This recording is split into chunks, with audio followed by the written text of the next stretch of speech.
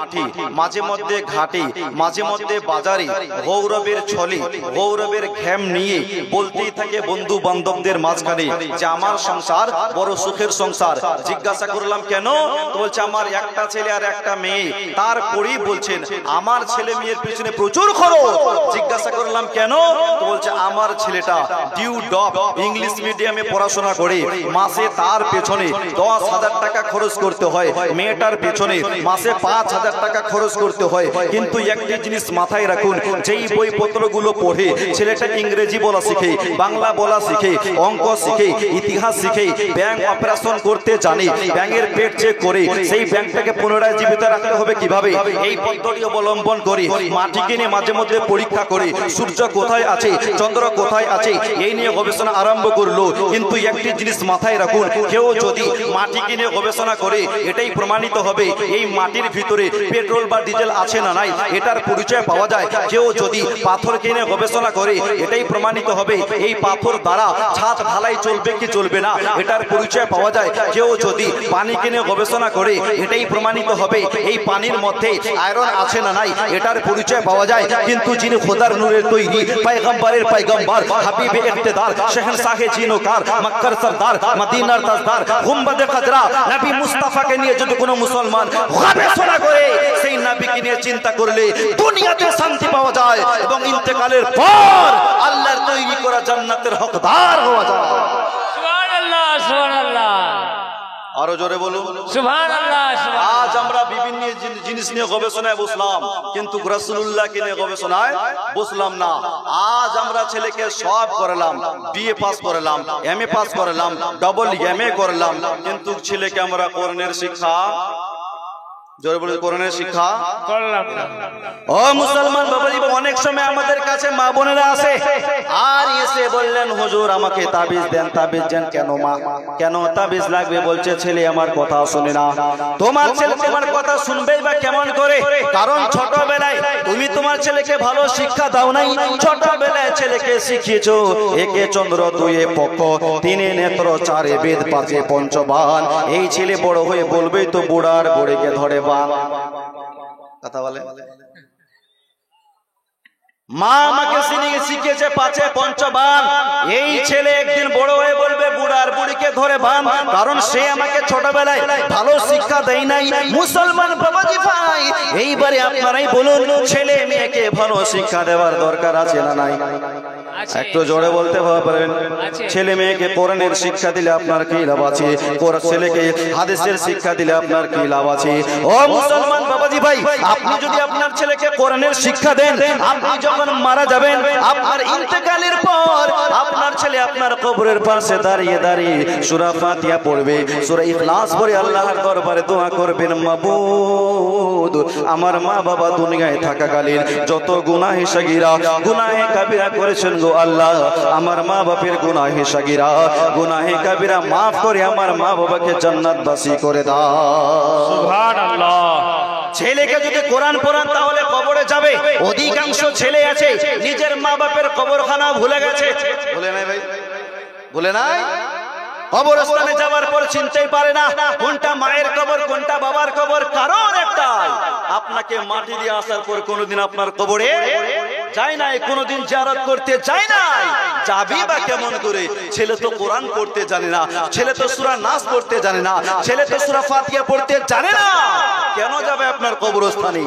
এই জন্য ছেলে মেয়েকে কোরআনের শিক্ষা দেওয়ার দরকার আছে না নাই? আওয়াজ দিয়ে বলুন। মুসলমান বাবাজি ভাই, আজ পর্যন্ত কেউ প্রমাণ করতে পারে নাই। আপনারা বৃদ্ধাশ্রমে খবর নিয়ে দেখেন, দেখবেন ডক্টরের মা বৃদ্ধাশ্রমে, প্রফেসরের মা বৃদ্ধাশ্রমে, মাস্টারের মা বৃদ্ধাশ্রমে, কিন্তু কিয়ামতের সকাল পর্যন্ত কেউ প্রমাণ করতে পারবে না মাওলানার মা বাবা বৃদ্ধাশ্রমে আছে। আছে ভাই? পারবেন বলতে? পারবে? এই পৃথিবীর কোন মানুষ বলতে পারবে না যে মৌলানা নিজের মা বাবাকে বৃদ্ধাশ্রমে রেখে এসেছে। মুসলমান বাবাজি ভাই, বৃদ্ধাশ্রমে খবর নিয়ে দেখবেন বড় বড় ঘরের মা বাবারা বৃদ্ধাশ্রমের মধ্যে পড়ে আছে, বাড়িতে তাদের জন্য জায়গা নাই। মুসলমান ওই ছেলেটাকে যদি কোরআনের শিক্ষা দিত, হাদিসের শিক্ষা দিত, তাহলে আজকে এই দিনটা দেখতে হতো না। এই জন্য অবশ্যই নিজের ছেলে মেয়েকে কোরআনের শিক্ষা দিবেন। দুনিয়াতে চলার জন্য ছেলেকে বিএ পাস করান, এমএ পাস করান, ডবল এমএ করান। আখিরাতে চলার জন্য ছেলেকে অবশ্যই কোরআনের শিক্ষা দিবে। সুবহানাল্লাহ, আরো জোরে বলুন সুবহানাল্লাহ। কে সমাধান চাও যদি জীবনে মরণে, খুঁজে নাও ফিরে নাও চোখ রাখো কোরআনে। সুবহানাল্লাহ, সুবহানাল্লাহ। সমাধান চাও যদি জীবনে মরণে, খুঁজে নাও ফিরে নাও চোখ রাখো কোরআনে। খুঁজে নাও ফিরে নাও চোখ রাখো কোরআনে। এই কোরআনের শিক্ষা দেওয়ার দরকার আছে না ভাই? কথা বলেন, আছে? অবশ্যই নিজের ছেলে মেয়েকে কোরআনের শিক্ষা দিবেন, ছেলে মেয়েকে কোরআন পড়াবেন। মুসলমান একটা বিএ পাস ছেলে, ডবল বিএ নয়, স্যাম্পল বিএ নয়, বিএ অনার্স। কিসে অনার্স? বলছে ইংরেজিতে অনার্স। কিসে? ইংরেজিতে অনার্স। রাত 10টার সময় আপনাদের এই রাস্তা ধরে চলতে চলতে আপনাদের মাদ্রাসা দরওয়াজা পর্যন্ত পৌঁছেছি, আর পৌঁছা মাত্রই একটা বিকট আওয়াজ দিল, এই সাপ। রাত 10টার সময় মৌলানা সাহেব ঘুমাবার জন্য আশপাশ করছিলেন। এমন সময় আওয়াজটা শুনতে পেয়ে বেরিয়ে আসলেন। আসার পরে ভদ্র ছেলেটাকে জিজ্ঞাসা করছেন, ভাই আপনি আওয়াজ করলেন? তো বলছে হ্যাঁ। কেন? উনি আবার মৌলভী সাহেব বলছেন পালা, তাড়াতাড়ি পালা। বলে ভাই পালাবো কেন একটু বলবেন তো? আঙ্গুলের ইশারা দিয়ে দেখেছেন, ওই যে দেখেন সাপ, পালান, না হলে এক্ষুনি কামড় দিবে। মৌলানা সাহেব অত কাচ্চা মানুষ নয় যে পালান বললেই পালাবে। রাতের অন্ধকারে বেরিয়ে এসেছেন, হাতে একটা অ্যান্ড্রয়েড মোবাইল আছে, ওই মোবাইলটাতে একটা টর্চ লাইটের অপশন আছে। মৌলানা সাহেব ভাবলেন সাপ দেখে ভয় পেয়েছেন, আমাকেও পালাতে বলছো, তো দেখি টর্চ লাইটের অপশনটাকে অন করে লাইটটা মেরে দেখছেন যেটা একটা মোটা লাড়া খড়ের পোয়ালের দড়ি পড়ে আছে। কি পড়ে আছে? দড়ি, দড়ি পড়ে আছে, দড়ি। মৌলানা সাহেব বিএ পাস ছেলেটার দিকে খুব হাসেন। বিএ পাস ছেলেটা বলছে, হাসছেন কেন? তো বলে ভাই আপনি যাকে সাপ বলে বাপ বলেছেন, আসলে সেটা সাপ নয়, লাইট মেরে দেখুন ওটা দড়ি পড়ে আছে, দড়ি। মৌলানা সাহেব সুযোগ পেয়ে গেলেন আর বলছেন, ভাই শুনুন, রাতের অন্ধকারে পথ চলতে গেলে বিএ পাস কাজে লাগে না, এমএ পাস কাজে লাগে না, ডবল এমএ কাজে লাগে না। রাতের অন্ধকারে পথ চলতে গেলে টর্চ লাইট ব্যবহার করতে হয়, টর্চ লাইট ইউজ করতে হয়। টর্চ লাইট না থাকলে যেমন সাপ নদী পার্থক্য করা যায় না, এ মুআজ্জাজ সামাইনে কেরাম, রাতের অন্ধকারে সাপ এবং দড়ির মধ্যে পার্থক্য করতে গেলে টর্চ লাইট ব্যবহার করতে হয়, টর্চ লাইট ইউজ করতে হয়।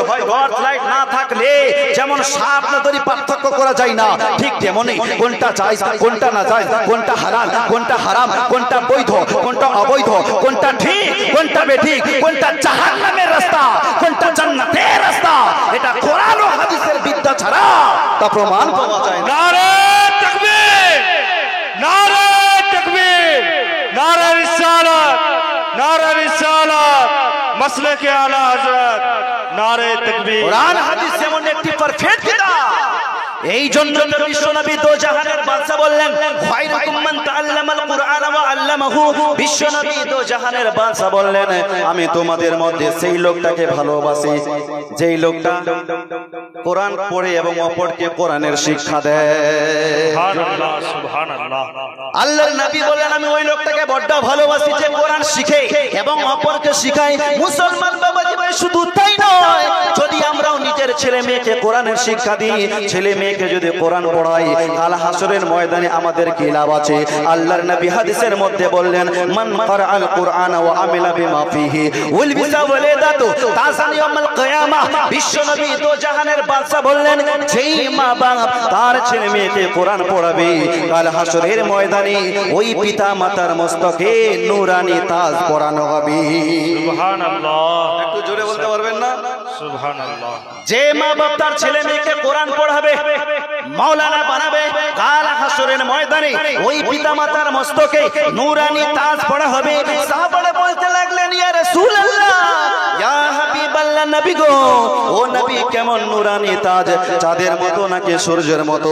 বিশ্ব নবী বললেন ওই নূরের ঝলকটা চাঁদ সূর্য অপেক্ষা ওই তাজের ঝলক আপনার বেশি হবে। সুবহানাল্লাহ। জোরে বলুন আরো মহব্বতে। সুবহানাল্লাহ। ভাই থাকবেন না চলে যাবেন? ভাই চলিয়ে যাই না। হ্যাঁ, কাকে নিয়ে ওয়াজ করবো? এই জন্য শুরুতে একটু গরম হয়ে গেছে। 10-15 মিনিট যদি সময় না তাহলে পাবলিক ভেঙে যাবে, বুঝছেন কিনা? আমরা যদি চাইতাম তাহলে আধা ঘন্টা গল্প করতে করতে কাটিয়ে দিতাম, আর আধা ঘন্টা গল্প করলে অনেক লোক চলে যাবে, বক্তা ওয়াজ ভালো নাই, গলার আওয়াজ ভালো নাই, কথা বলবে কিনা বলবে? একটু জোরে বলো সুবহানাল্লাহ। সুবহানাল্লাহ। प्यार से बोलो या रसूल अल्लाह। ओ गो रहमते आलम नूरे मुजस्सम, रहमते आलम नूरे मुजस्सम, ओ गो साहाबीरा आतोर बनाई मोर नबीजिर घाम। जोड़े बोलो সুবহানাল্লাহ।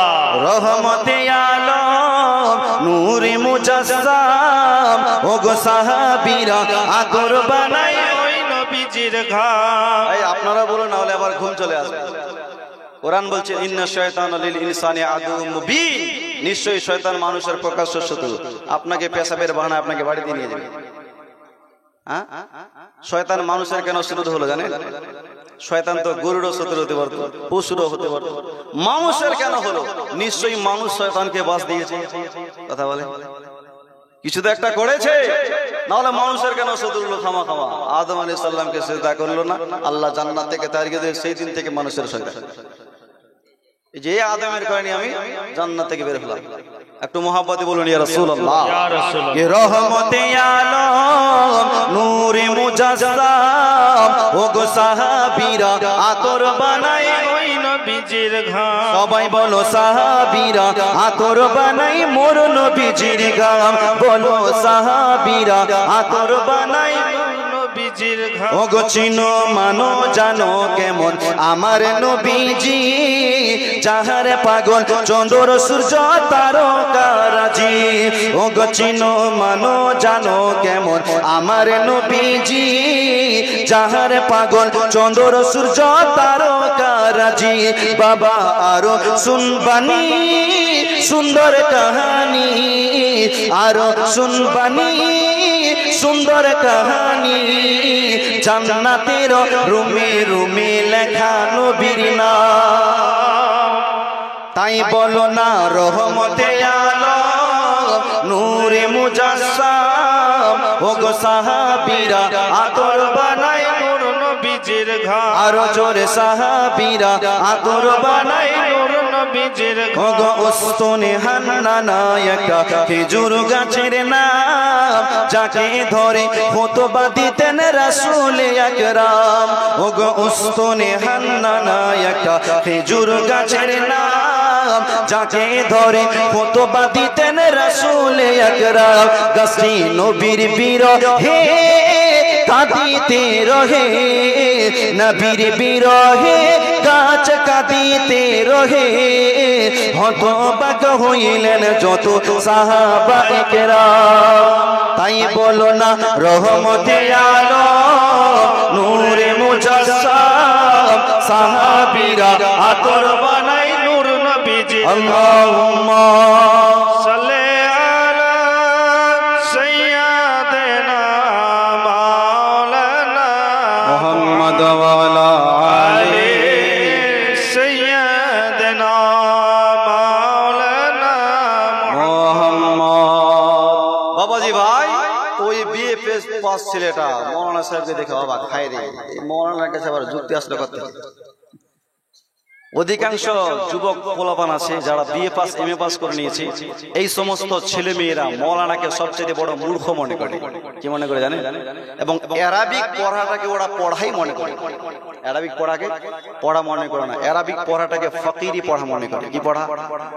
ফকিরি পড়া। একটা বাচ্চা ছেলে অথবা বাচ্চা মেয়ে বেশি জ্ঞানের অধিকারী নয়, তার মা বাপ দুইজন মিলে নয়, একজন মিলে ছেলেটাকে সুন্দরভাবে সাজিয়ে চোখে কাজলটা মাখিয়ে নয় লাগিয়ে ওই বাচ্চা ছেলেটাকে পায়জামা পাঞ্জাবি পরিয়ে একটা 5 টাকা দামের টুপি যদি তার মাথায় দিয়ে দেয়, আর ওই বাচ্চা ছেলেটার হাতে একখানা বর্ণ পরিচয় অ্যারাবিক ল্যাঙ্গুয়েজের লেখা, যেটাকে বাগদাদি কায়দা অথবা ইয়াসিন আল কোরআন বলে, সর্বপ্রথম হাতে দিলেই ওই বাচ্চা ছেলেটা এইরকম বেয়াদবের মতো ঝুলিয়ে নিয়ে যাবে না, বরং সিনার সঙ্গে জড়িয়ে নিয়ে যাবে। সুবহানাল্লাহ। আপনি আপনার ছেলেকে বাল্যপাঠ ধরিয়ে দেন, এইভাবে নিয়ে যাবে। শিশু শিক্ষা ধরিয়ে দেন, এইভাবে নিয়ে যাবে। আর বাংলা কিতাব ধরিয়ে দেন, এইভাবে নিয়ে যাবে। ওই বাচ্চাটাকে যদি একটা বাগদাদি কায়দা ধরিয়ে দেন, তো বাচ্চাটা এইভাবে বেয়াদবের মতো নিয়ে যাবে না, বরং সিনার সঙ্গে জড়িয়ে নিয়ে যাবে। জোরে বলুন সুবহানাল্লাহ। বাচ্চা ছেলে বাচ্চা মেয়ে, তার মাও শিক্ষা দেয় নাই, বাবাও শিক্ষা দেয় নাই, গ্রামের লোকও বলে নাই, অথচ কোনোদিন কোনো মৌলবীর কাছেও যায় নাই, কিন্তু এই বইটির এমনই এক তাসির, এমনই এক ক্রিয়া, এমনই এক প্রভাব, এমনই এক আসর, যে হাতে নিলেই বইটা বুকের সঙ্গে মিলিত হয়। বইটা খোলার সময় চোখে চুম্বন, মুখে চুম্বন, বন্ধ করার সময় আবার চোখে চুম্বন, মুখে চুম্বন, তারপর তাকের উপরে রেখে দেয় আল্লাহর নবী আকা মুস্তাফা আহমদে মুস্তাফা নবী মুহাম্মদুর রাসূলুল্লাহ সাল্লাল্লাহু আলাইহি ওয়াসাল্লাম আপনাকে আমাকে এটাই শিক্ষা দিয়েছেন, হে আমার উম্মত শুনো, তোমরা ওই বাচ্চাটার দিকে তাকিয়ে দেখো, যেই বাচ্চাটা আজকে দুনিয়ার সরজমিনে পবিত্র কোরআনকে সিনায় জড়িয়ে ধরলো, বাগদাদি কায়দাকে সিনায় জড়িয়ে ধরলো, ইয়াসিন আল কোরআনকে সিনায় জড়িয়ে ধরলো। শুনে নাও, যারা দুনিয়ার মধ্যে পবিত্র কোরআনকে জড়িয়ে ধরবে, আমি নবী মুস্তাফা কাল হাসরের ময়দানে তার পেছনেতে চুম্বন দিয়ে নিজের সিনার সঙ্গে জড়িয়ে ধরে নেব, আর আল্লাহর জান্নাতে নিয়ে চলে যাব। সুবহানাল্লাহ। আরো জোরে বলুন সুবহানাল্লাহ। আমি নবী জড়িয়ে ধরে ওই লোকটাকে আল্লাহর জান্নাতে নিয়ে যাব। নবী যদি জান্নাতে নিয়ে যায়, আল্লাহ কি বারণ করবে? কথা বলেন।